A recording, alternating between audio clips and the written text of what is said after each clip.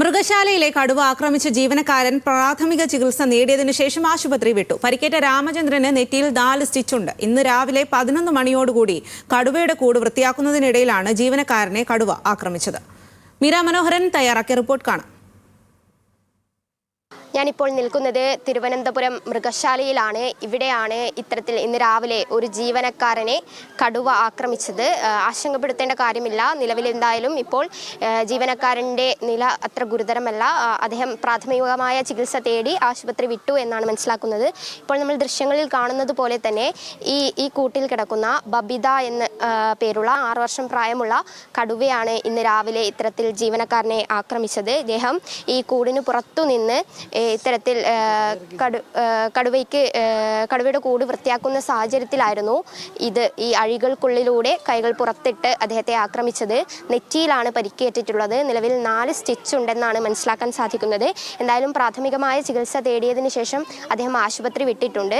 കഴിഞ്ഞ വർഷം 2024 ഏപ്രിലാണ് ഈ ഒരു കടുവയെ വയനാട്ടിൽ നിന്നും ഇത്തരത്തിൽ തിരുവനന്തപുരം മൃഗശാലയിലേക്ക് എത്തിക്കുന്നത്.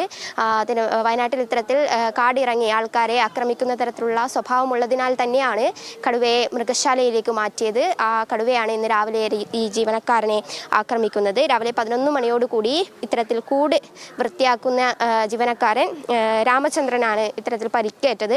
എന്തായാലും അദ്ദേഹം പ്രാഥമികമായ ചികിത്സ തേടി ആശുപത്രി വിട്ടിട്ടുണ്ട്. ഈ കൂട് കണ്ടാൽ നമുക്ക് മനസ്സിലാകും അതീവ സുരക്ഷയോട് തന്നെയാണ് നിർമ്മിച്ചിരിക്കുന്നത്. പക്ഷേ നേരത്തെ ഞാൻ പറഞ്ഞതുപോലെ തന്നെ ഈ കടുവയ്ക്ക് 6 വയസ്സ് മാത്രമാണ് പ്രായം.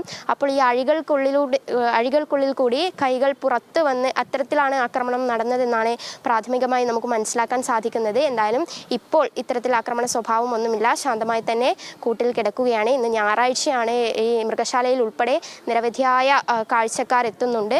അതുകൊണ്ട് തന്നെ അതീവ സുരക്ഷയിൽ തന്നെ ഇത് തുടരുകയാണ്. എന്തായാലും ഇപ്പോഴും ഈ കടുവ ബബിത എന്നുള്ള പേരുള്ള കടുവ ഈ കൂട്ടിൽ തുടരുകയാണ്. എന്തായാലും പരിക്കേറ്റ ജീവനക്കാരൻ എന്തായാലും പ്രാഥമികമായ ചികിത്സ തേടിയതിനു ശേഷം ആശുപത്രി വിട്ടിരിക്കുകയാണ്. തിരുവനന്തപുരത്തു നിന്നും മീര മനോഹരൻ, ന്യൂസ് മലയാളം.